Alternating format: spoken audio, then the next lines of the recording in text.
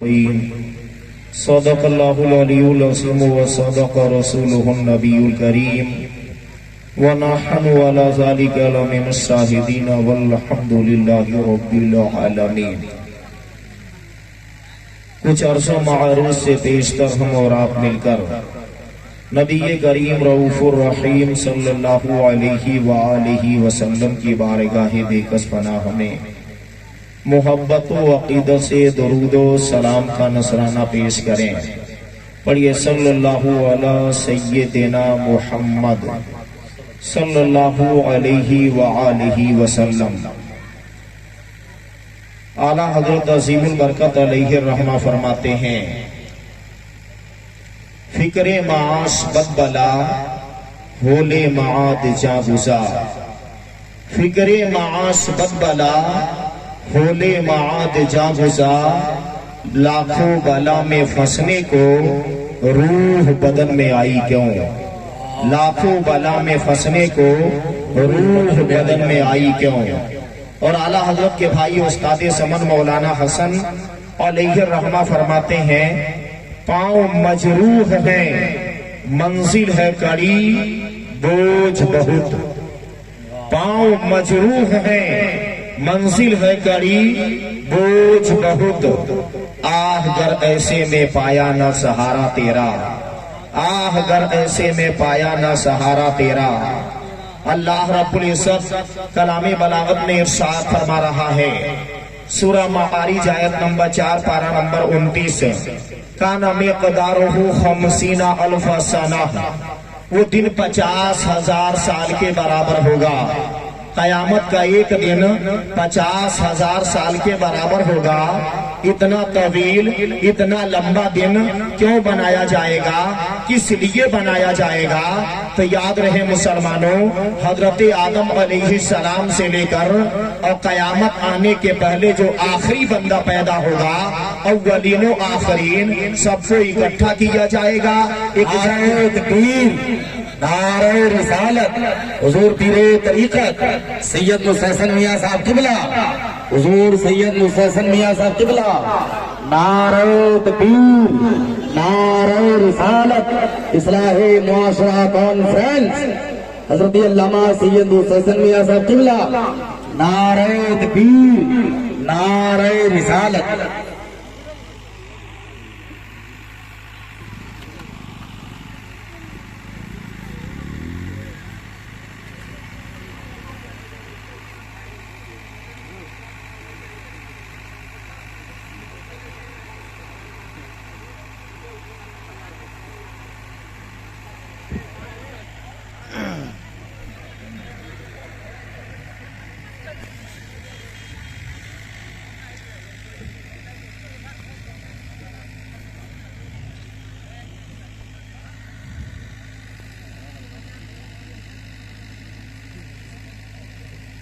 آپ لوگ ممبر رسول کو دیکھ رہے ہیں، اولاد رسول تشریف فرما ہے۔ آپ لوگ اولاد رسول کی زیارت کریں۔ بہت مختصر وقت لے کر کے آپ لوگوں کے درمیان بیٹھا ہوں، درود شریف کا نذرانہ پیش کریں، پھر بات کو آگے بڑھاتے ہیں۔ صلی اللہ علیہ سیدنا محمد صلی اللہ علیہ وآلہ وسلم۔ تو میں بیان یہ کر رہا تھا کہ اولین و آخرین سب کو اکٹھا کیا جائے گا، اکجا کیا جائے گا، جمع کیا جائے گا، تاکہ سب کا حساب و کتاب لیا جا سکے۔ اللہ قرآن میں فرما رہا ہے، سورہ زلزال آیت نمبر 4 پارہ نمبر 30، یومئذ تحدث اخبارہا، اس دن تو وہ اپنی خبریں بتائے گی، یعنی پوری زندگی کا اخبار تمہارے سامنے پیش کر دیا جائے گا۔ ہر انسان کے پاس 2 فرشتے رہتے ہیں، ایک کا نام کرامن ہے، دوسرے کا نام کاتبین ہے۔ ہر وقت ہماری اچھائیوں کو برائیوں کو لکھا جا رہا ہے، نوٹ کیا جا رہا ہے، کل قیامت کے دن رب کے حضور پیش کر دیا جائے گا۔ اللہ رب العزت اسی سورت پاک سورہ زلزال آیت نمبر 7 8 پارہ نمبر 30 میں فرما رہا ہے، وَمَن يَعْمَلْ مِثْقَالَ ذَرَّةٍ خَيْرًا يَرَهُ، یعنی جو ذرہ ذرہ بھر بھی خیر کرے گا، بھلائی کرے گا، اسے بھی قیامت کے دن دیکھے گا۔ وَمَن يَعْمَلْ مِثْقَالَ ذَرَّةٍ شَرًّا يَرَهُ، اور جو ذرہ بھر بھی برائی کرے گا اسے بھی قیامت کے دن دیکھے گا۔ معلوم یہ ہوا مسلمانوں، قیامت کے دن ذرے ذرے کا حساب لیا جائے گا، قطرے قطرے کا حساب لیا جائے گا، تنکے تنکے کا حساب لیا جائے گا۔ اپنے ماں باپ کو ستانے والوں، بتاؤ تمہارا انجام کیا ہوگا؟ دوسروں کی زمین پر قبضہ جما لینے والوں، بتاؤ تمہارا انجام کیا ہوگا؟ یتیموں پر ظلم و ستم کے پہاڑ توڑنے والوں، بتاؤ تمہارا انجام کیا ہوگا؟ اپنے بیوی پر ظلم کرنے والوں، بتاؤ تمہارا انجام کیا ہوگا؟ اپنی اولاد سے ناانصافی کر لینے والوں، بتاؤ تمہارا انجام کیا ہوگا؟ رب تو فرما رہا ہے کہ ذرے ذرے کا حساب لیا جائے گا، قطرے قطرے کا حساب لیا جائے گا، تنکے تنکے کا حساب لیا جائے گا، اور ہم اس سے بچ نہیں سکتے ہیں، اس سے نجات امان حاصل نہیں کر سکتے ہیں۔ اللہ رب العزت قرآن پاک میں ارشاد فرما رہا ہے، سورہ لقمان آیت نمبر 16-17 پارہ نمبر 21، وَإِذْ تَقُمْ میں اللہ رب العزت قرآن پاک میں فرما رہا ہے کہ اگر بندہ رائی کے دانہ کے برابر بھی گناہ کرے، اگر سرسوں کے دانہ برابر بھی گناہ کرے، فَتَقُنْ فِي صَخْرَةٍ أَوْ فِي السَّمَاوَاتِ أَوْ فِي الْأَرْضِ، پھر اس برائی کو پتھر کی چٹان کے نیچے دبا دیا جائے، پھر اس برائی کو آسمانوں میں کہیں چھپا دیا جائے، یا اس برائی کو زمین میں کہیں دفن کر دیا جائے، تو کیا بندہ یہ خیال کر رہا ہے کہ ہم برائی کو چھپا دیں گے؟ کیا بندہ یہ خیال کر رہا ہے کہ ہم برائی کو پتھر کے نیچے دبا دیں گے؟ کیا بندہ یہ خیال کر رہا ہے کہ ہم برائی کو آسمانوں میں چھپا دیں گے؟ ایسا نہیں ہے۔ اللہ قرآن میں فرما رہا ہے، یاتی بہ اللہ، کل قیامت کے دن اللہ اس برائی کو کھینچ کر کے لائے گا۔ ان اللہ لطیف خبیر، بے شک اللہ ہر باریکی کا جاننے والا خبردار ہے۔ تو یاد رہے مسلمانوں، ہم رات کی تاریکی میں ظلم کریں یا دن کے اجالے میں برائی کریں، ہم مکان کے اندر گناہ کریں یا مکان کے باہر گناہ کریں، اس کا حساب رب کی بارگاہ میں دینا ہوگا۔ ہم سمجھ رہے ہیں کہ ہم برائی کر کے ہم نے رات کی تاریکی میں چھپا دیا ہے، ہم سمجھ رہے ہیں کہ ہم نے برائی کر کے ہم پتھر کے چٹان کے نیچے دبا دیے ہیں، اور ہماری اس برائی کو کوئی نہیں دیکھ رہا ہے، مگر یہ بات اچھی طرح سے یاد رہے کہ برائی تو ہم کریں گے، ظلم تو ہم کریں گے، دغا بازی ہم کریں گے، مکاری ہم کریں گے، عیاری ہم کریں گے، حسد ہم کریں گے، چغلی ہم کریں گے، ظلم ہم کریں گے، تسلسل ہم کریں گے، لیکن وصول اولاد سے کر لیا جائے گا، نسلوں کو برباد کر دیا جائے گا۔ دور حاضر کا ایک شاعر کہتا ہے، راحت اندوری کہتا ہے، پتھر کے نیچے تھی میری عیاشیاں، پتھر کے نیچے تھی میری عیاشیاں، اور میرے اعمال کا سایہ میرے بچوں پہ تھا، اور میرے اعمال کا سایہ میرے بچوں پہ تھا۔ تو کیا ہم سمجھ رہے ہیں کہ ہم برائی کر کے برائی کو چھپا دیں گے، ہم ظلم کر کے ظلم کو چھپا دیں گے؟ اگلی آیت کریمہ میں ہے، حضرت لقمان نے اپنے بیٹے سے کہا تھا، یا بنیا اقیم الصلاۃ، اے میرے بیٹے نماز پر فرض، اے میرے بیٹے نماز قائم کر، وَأَمُرْ بِالْمَعْرُوفِ، اور اچھی بات کا حکم دے، بھلائی کا حکم دے، نیکی کا حکم دے، وَنَهَا عَنِ الْمُنْكَرِ، اور بری بات سے منع کر، وَاصْبِرْ عَلَىٰ مَا أَصَابَكَ، اور جو مصیبت تیرے اوپر آ پڑے اس پر صبر کر کے دکھا۔ إِنَّ ذَلِكَ مِنْ عَزْمِ الْأُمُورِ، بے شک یہ عزم کے کام ہے، یہ بہادری کے کام ہے، یہ ہمت کے کام ہے۔ تو مسلمانوں، اللہ نے بہادر کسے کہا ہے؟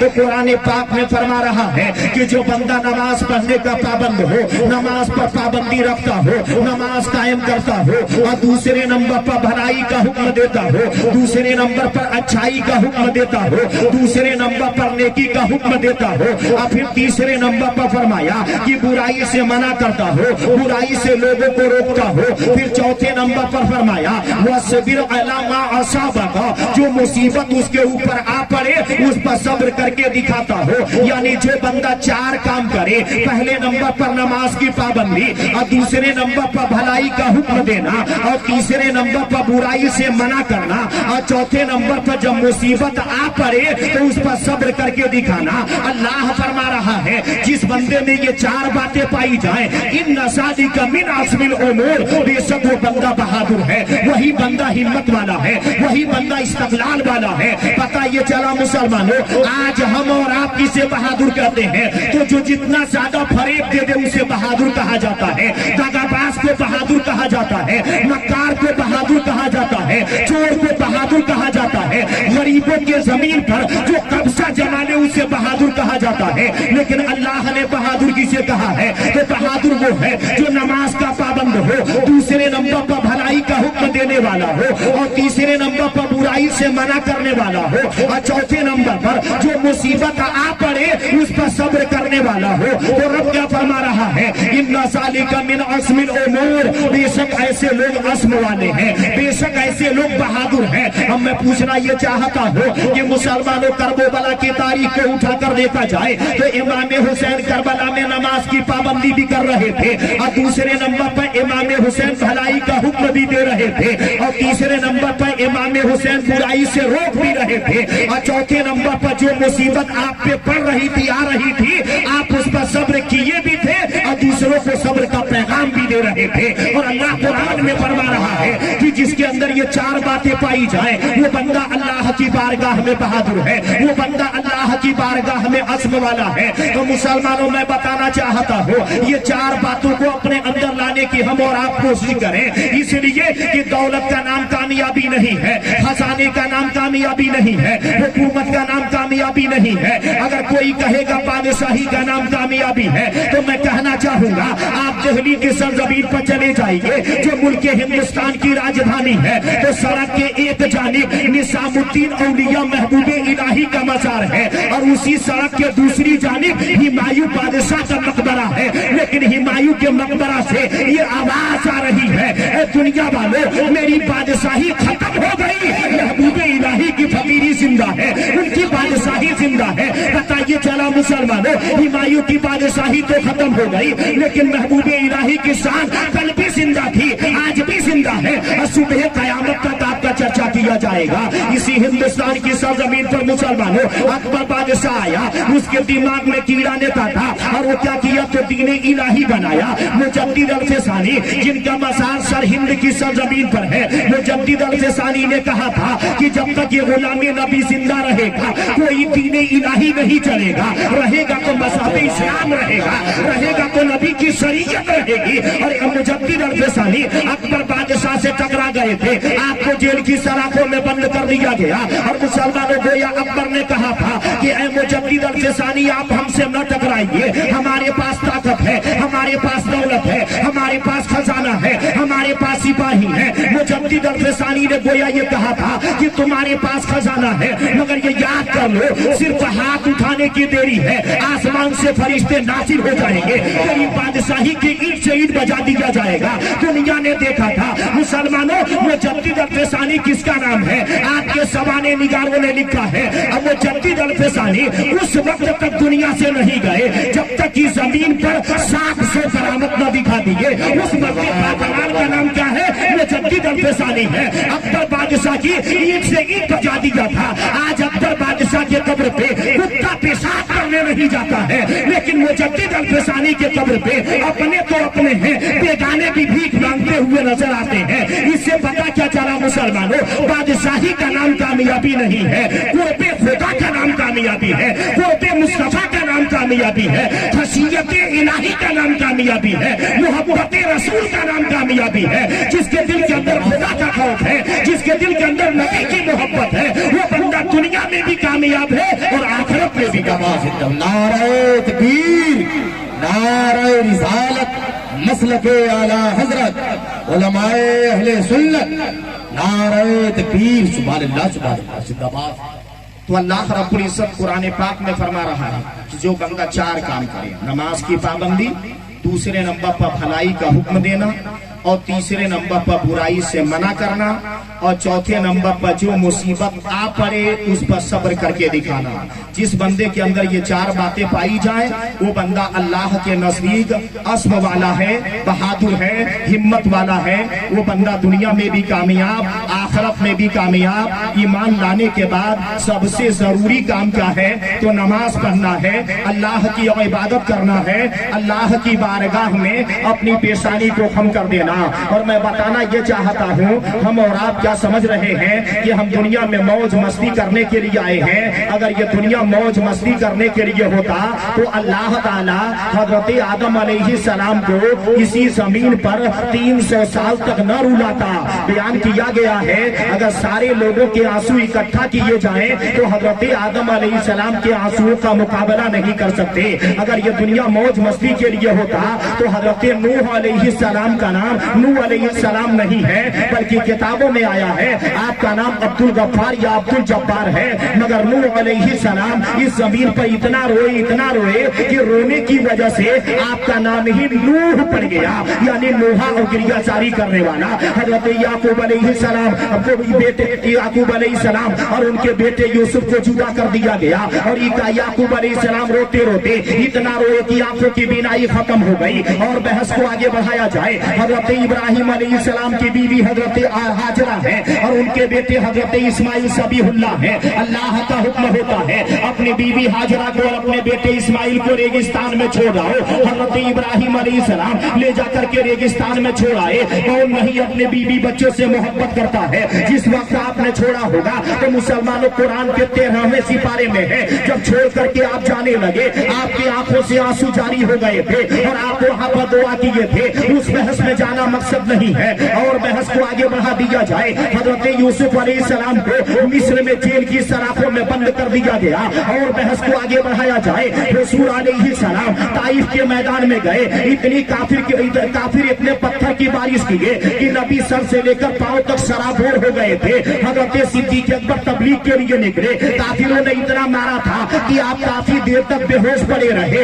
حضرت امام حسین ہے کربلا میں گئے اور جانے کے بعد سے خاندان قبیلے کی قربانی کو پیش کیا اور اپنے آپ کو بھی رضائے الہی کے لیے قربان کر دیا۔ اور بحث کو آگے بڑھایا جائے، امام اعظم ابو حنیفہ کو جیل کی سلاخوں میں رکھا گیا، امام احمد بن حنبل پر کوڑے کی بارش کی گئی۔ یہ ساری باتیں اس بات کی دلالت کر رہی ہیں حضرت خواجہ غریب نواز 22 سال تک روٹی کو پانی میں بھگو کر کے کھاتے رہے۔ اگر یہ دنیا موج مستی کرنے کے لیے ہوتا تو یہ اللہ کے نیک بندے موج مستی کیے ہوتے، مگر یہ دنیا موج مستی کرنے کے لیے نہیں ہے، یہ دنیا گلچھرے اڑانے کے لیے نہیں ہے، بلکہ یہ دنیا قربانی دینے کے لیے ہے۔ اللہ قرآن میں فرما رہا ہے سورہ ملک آیت نمبر 2 پارہ نمبر 29، اللہ ذی خلق الموت والحیات، بے شک اللہ نے موت اور زندگی کو پیدا کیا۔ آخر کس لیے پیدا کیا؟ لیبلوکم، تاکہ تمہیں آزمایا جائے، تاکہ تمہارا امتحان لیا جائے، تاکہ تمہاری آزمائش لی جائے۔ لیبلوکم، تاکہ تمہیں آزمایا جائے۔ ایکم احسن عملا، کہ تم میں کس کا کام زیادہ اچھا ہے، تم میں کس کا کام زیادہ عمدہ ہے۔ پتہ یہ چلا ہم دنیا میں موج مستی کرنے کے لیے نہیں آئے ہیں، شریعت پہ عمل کرنے کے لیے آئے ہیں، اللہ کی بندگی کرنے کے لیے آئے ہیں، اللہ کی عبادت کرنے کے لیے آئے ہیں، نفس سے مقابلہ کرنے کے لیے آئے ہیں، نفس کی بغاوت کرنے کے لیے آئے ہیں، نفس کی تابعداری کرنے کے لیے نہیں آئے ہیں۔ ہم مسلمانوں میں بتانا چاہوں گا، لیکن ہم اور آپ دنیا میں آئے اور دنیا میں آ کر کے دنیا کے حریث بن گئے۔ قرآن پاک میں اللہ فرما رہا ہے سورہ آل عمران آیت نمبر 92 پارہ نمبر 4 چوتھے پارے کی پہلی آیت کریمہ ہے، لن تنالوا البر، تم ہرگز کامیابی نہیں پاؤ گے، تم خدا کے محبوب نہیں بنو گے، تم خدا کے عزیز نہیں بنو گے، تم خدا کے پیارے نہیں بنو گے۔ کب تک؟ تو حتی تنفقوا مما تحبون، جب تک کہ اپنی محبوب چیز کو اللہ کے لیے قربان نہ کر دو، جب تک کہ اپنے محبوب چیز کو رضائے الہی کے لیے قربان نہ کر دو۔ تو اسی لیے مسلمانوں صحابہ کرام راز کو سمجھ گئے تھے، صحابہ کرام بھید کو سمجھ گئے تھے، اسی لیے صدیق اکبر اپنے مال و دولت کو نبی کے نام پہ قربان کر دیے، حضرت فاروق اعظم اپنے مال و دولت کو نبی کے نام پہ قربان کر دیے، حضرت صحابہ کرام اپنے چاہو جلال کو نبی کے نام پہ قربان کر دیے، اس لیے کہ صحابہ جانتے تھے نبی پہ مر مٹنا یہی تو کامیابی ہے، نبی پہ قربان ہو جانا یہی تو کامیابی ہے۔ اسی لیے تو اعلیٰ حضرت کہتے ہیں کروں تیرے نام پہ جاں فدا، نہ بس ایک جاں دو جہاں فدا، کروں تیرے نام پہ جاں فدا، نہ بس ایک جاں دو جہاں فدا، دو جہاں سے بھی نہیں جی بھرا، کروں کیا کروڑوں جہاں نہیں، دو جہاں سے بھی نہیں جی بھرا، کروں کیا کروڑوں جہاں نہیں۔ تو مجھے یہ حکم دیا گیا تھا کہ 15 سے 20 منٹ کے اندر اندر اپنی بات کو رکھ کر کے آپ رخصت ہو جائیں گے، اور میں دیکھ رہا ہوں کہ تقریباً وہ وقت ہو گیا، کافی کافی لمبی فہرست ہے، تو میں نہیں چاہتا کہ کسی کو بعد میں کہنے کا موقع ملے کہ 2 منٹ آگے بڑھ گئے تھے ورنہ ہماری تقریر اور ہوتی، اسی لیے 2 منٹ پہلے ہی بات ختم کر رہا ہوں تاکہ یہ کہنے کا موقع نہ ملے، ورنہ مسلمانوں کسی ایک ٹاپک پر آدمی بولنے لگے تو کافی وقت کی ضرورت ہے، لیکن کافی یہاں پر علماء کرام تشریف فرما ہے، میں اپنی بحث کو یہیں ختم کر رہا ہوں۔ استغفر اللہ ربی من کل ذنب۔